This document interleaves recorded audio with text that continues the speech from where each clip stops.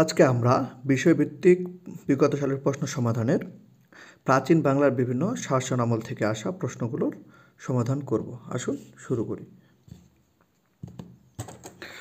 গঙ্গোড়াই রাজ্যের অস্তিত্বকাল খ্রিস্টপূর্ব 4th শতকে। গঙ্গোড়াই সম্পর্কে জানা যায় গ্রিক লেখকদের বিবরণীতে। গঙ্গোড়াই রাজ্যের অবস্থান ছিল উত্তর বাংলায়। গঙ্গোড়াই রাজ্যের অস্তিত্বকালে গ্রিক সেনাপতি ছিলেন আলেকজান্ডার। ভারতীয় উপমহাদেশের প্রথম সাম্রাজ্যের নাম হচ্ছে মৌর্য সাম্রাজ্য। প্রাচীন বাংলায় মৌর্য শাসনের প্রতিষ্ঠা ছিলেন চন্দ্রগুপ্ত মৌর্য। প্রাচীন ভারতে কে সর্বপ্রথম সর্বভারতীয় ঐক্য স্থাপন করেন? চন্দ্রগুপ্ত মৌর্য। পাটলিপুত্র রাজধানী ছিল মৌর্যদের। অশোক কোন বংশের সম্রাট ছিলেন? উত্তর হচ্ছে মৌর্য বংশের। সম্রাট অশোকের রাজত্বকাল ছিল খ্রিস্টপূর্ব 273 থেকে 232 অব্দ পর্যন্ত। কোন সম্রাটের আমলে এদেশে বৌদ্ধ ধর্মের প্রসার ঘটে? হচ্ছে সম্রাট অশোকের।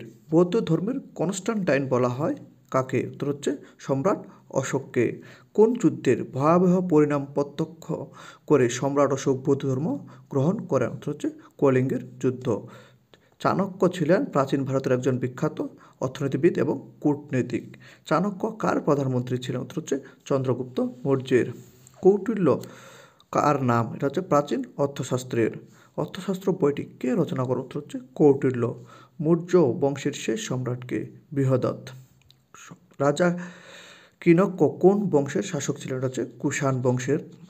চরক ছিলেন একজন আয়ুর্বেদ শাস্ত্রবিদ। কোন যুগে প্রাচীন ভারতের স্বর্ণযুগ হিসাবে পরিচিত হচ্ছে গুপ্ত যুগ? গুপ্ত সাম্রাজ্যের প্রতিষ্ঠাতা কে? উত্তর হচ্ছে প্রথম চন্দ্রগুপ্ত। ভারতের নেপোলিয়ন বলা হয় কাকে? উত্তর হচ্ছে সমুদ্রগুপ্তকে। ভারতবর্ষের কোন যুগের ভাস্কর্যকে ধ্রুপদী ভাস্কর্য বলা হয়? গুপ্ত যুগের ভাস্কর্যকে। প্রাচীন ভারতের কোন শাসকের অপর নাম বিক্রমাদিত্য? এটা হচ্ছে দ্বিতীয় চন্দ্রগুপ্ত। তাম্রলিপি বা তাম্র শাসন মানে তামার পাতে খোদাই করা শাসনামল। তামার পাতায় খোদাই করা প্রাচীন কালের রাজাজ্ঞা হলো উত্তর তাম্র শাসন। মহাকবি কালিদাস কোন যুগের কবি ছিলেন? উত্তর হচ্ছে গুপ্ত যুগের কবি ছিলেন। মেঘদূত কাব্য কার লেখা? উত্তর হচ্ছে কালিদাস। অমর সিংহ রচিত অমরকোষ কি জাতীয় গ্রন্থ? এটা হচ্ছে অভিধান গ্রন্থ। কোনটি প্রাচীন নগরী নয়? উত্তর হচ্ছে বিশাখাপত্তনম। গুপ্ত বংশের শেষ শাসক কে? উত্তর হচ্ছে বিষ্ণুগুপ্ত বা জীবিত গুপ্ত। প্রাচীন বাংলা কয়টি রাজ্য ছিল? উত্তর হচ্ছে 2টি রাজ্য। কত শতকে বঙ্গ ও গৌড় দুটি স্বাধীন রাষ্ট্রের উদ্ভব ঘটে? উত্তর হচ্ছে 6ষ্ঠ শতকে। গুপ্ত উত্তর বঙ্গের স্বাধীন রাজা ছিল গোপচন্দ্র। মহারাজ ধীরাজ উপাধি গ্রহণ করেন গোপচন্দ্র, ধর্ম আদিত্য ও সমাচার দে। ধারণা করা হয় প্রাচীন গৌড় জনপদের অন্তর্ভুক্ত ছিল মুর্শিদাবাদ। এক সময়ের বাংলা, বিহার ও উড়িষ্যার রাজধানী মুর্শিদাবাদের প্রাক্তন নাম ছিল গৌড়। প্রাচীন জনপদগুলো একত্রিত করে গৌড় সাম্রাজ্য প্রতিষ্ঠা করেন রাজা শশাঙ্ক।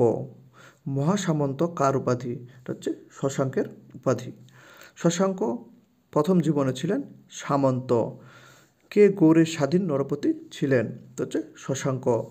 বাংলার প্রথম স্বাধীন ও সার্বভৌম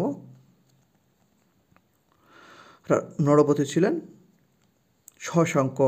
প্রাচীন গৌড়ের রাজধানী ছিল কর্ণসুবর্ণ। শশাঙ্কের রাজধানী ছিল কর্ণসুবর্ণ। সুপ্রিয় দর্শক, আজকে এ পর্যন্তই। এর বাকি প্রশ্নগুলো আমরা পরবর্তী ভিডিওতে সমাধান করব। ধন্যবাদ।